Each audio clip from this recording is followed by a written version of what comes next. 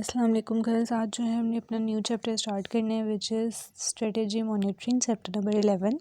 इसमें हम बेसिकली देखेंगे कि हमारी जो स्ट्रेटेजी होती है हमने उसको किस तरह से इवेलुएट करना है, क्या क्राइटेरियाज़ हैं, क्या मेथड्स हैं। ठीक है, क्योंकि अब ये हमारी लास्ट स्टेज होती है, क्योंकि फ़र्स्ट प्लानिंग भी हम कर चुके होते हैं, फॉर्मुलेट भी कर चुके होते हैं और लास्टली हम इवेलुएट कर रहे होते हैं कि जो हमने स्ट्रेटेजीज़ बनाई हुई हैं क्या वो वर्कफुल हैं भी या नहीं। ठीक है, तो यहाँ पे इन्होंने कहा हुआ है कि the strategy evaluation process includes 3 basic activities.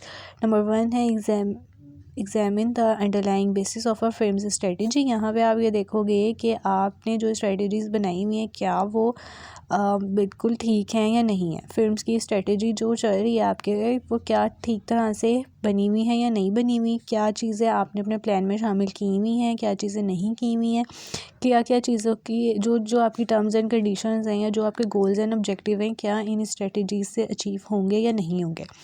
इसके बाद आपने क्या करना है, कंपेयर करना है एक्सपेक्टेड रिजल्ट्स को विद एक्चुअल रिजल्ट्स। यानी कि जो चीज़ आपने सोची हुई होती है, जो चीज़ आपने प्लान की हुई होती है, आपने जब इम्प्लीमेंट कर दी है आप उसको कंपेयर करोगे कि क्या आपकी स्ट्रेटजी सही तरह से इम्प्लीमेंट हुई भी है या नहीं हुई है, जो चीज़ें आपने सोची हुई थी क्या ये उसी तरह से इम्प्लीमेंट हो रही है या नहीं हो रही। इसके बाद थर्ड स्टेप होगा कि take corrective actions to ensure that performance conforms to plans. यहाँ पे अगर हो सकता है कोई चीज़ आपने प्लान किसी और तरह से की हो लेकिन इम्प्लीमेंट वो किसी और तरह से हो, तो वहाँ पे आप करेक्टिव एक्शंस लोगे ताकि आपकी परफॉर्मेंस जो होगी वो आपके प्लान से मैच करती रहे। ये ना हो कि आपने प्लान किसी और चीज़ का बनाया हुआ हो और इम्प्लीमेंट आप कोई और चीज़ कर दो, या अगर उसमें कोई मिस्टेक्स वगैरह हो तो आप उसको ठीक कर दो। ठीक है, यहाँ पे नेक्स्ट पेज में कहा हुआ है कि अगर आपने किसी भी स्ट्रेटजी को इवेल्युएट करना है तो उसके 4 बेसिक क्राइटेरियाज हैं। Number 1 consistency, number 2 consonance, feasibility and advantage. जो कॉन्सोनेंस है और जो एडवांटेज है ये बेसिकली बेस करते हैं फिल्म्स की एक्सटर्नल असेसमेंट पे, जबकि जो कंसिस्टेंसी है और फिजिबिलिटी है वो इंटरनल असेसमेंट पे बेस करते हैं कि आप देखो आपकी जो भी स्ट्रेटजी है वो कितनी कंसिस्टेंस है, कितने टाइम तक वो सही रहेगी या सही चलती रहेगी, कितनी फिजिबल है कि आप के कंपनी में वो कितनी टाइम तक वो फिजिबल रहेगी कि आप वो चीज़ें कर सकते हो। इसके बाद आ जाता है एडवांटेज एंड कॉन्सोनेंस। इसका मतलब ये है कि वो कितनी देर तक आपकी कंपनी को फ़ायदा पहुंचाती रहेंगी। तो ये एक्सटर्नल फैक्टर्स पर डिपेंड करता है और ये इंटरनल असेसमेंट पर डिपेंड करता है।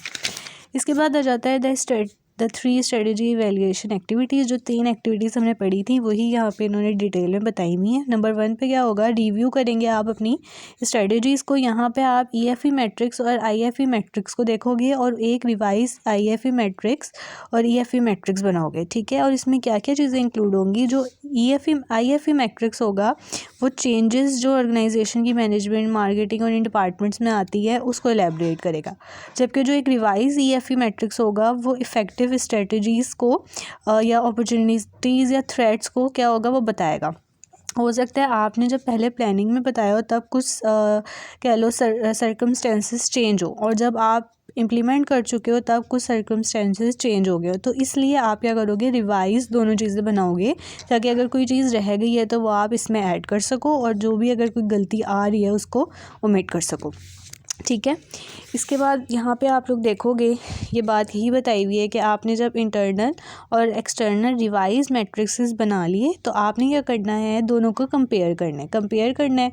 उसके बाद आपने एनालाइज करना है कि क्या आपके जो डिफरेंसेस हैं वो अकर हो रहे हैं या नहीं हो रहे हैं। अगर डिफरेंसेस अकर हो रहे हैं आपके प्लान में और आपकी इम्प्लीमेंटेशन में, तो अगर येस है तो आप करेक्टिव एक्शंस लोगे। मींस कि आप दोबारा से देखोगे क्या कहाँ गलती आ रही है, कहाँ गलती नहीं आ रही है, क्या चीज़ आपने ज़्यादा कर दी है, क्या चीज़ आपने कम कर दी है। अगर तो नहीं तो आप क्या करोगे, अपने ऑर्गेनाइजेशन परफॉर्मेंस को मेजर करोगे कि आपके ऑर्गेनाइजेशन के लोग किस तरह से वर्किंग कर रहे हैं, क्या वो अपने ऑब्जेक्टिव्स को अचीव कर रहे हैं या नहीं कर रहे। ठीक है, यहाँ पे भी आप कंपेयर करोगे। अगर डू सिग्निफिकेंट डिफरेंसेस अकर कि आपके प्लान में और आपकी स्ट्रेटजी की इम्प्लीमेंटेशन में अगर कोई डिफरेंसेस आ रहे हैं तो आप क्या करोगे, दोबारा से करेक्टिव एक्शंस लोगे। आप देखोगे कि प्रॉब्लम है किस जगह। ठीक है, फिर उसके सोल्यूशन ढूंढोगे। इसके बाद आ जाता है अगर तो नहीं तो लास्टली जो आपने चीज़ बनाई हुई है, जो स्ट्रेटजी आपकी चल रही है, आप उसको कंटिन्यू रखोगे।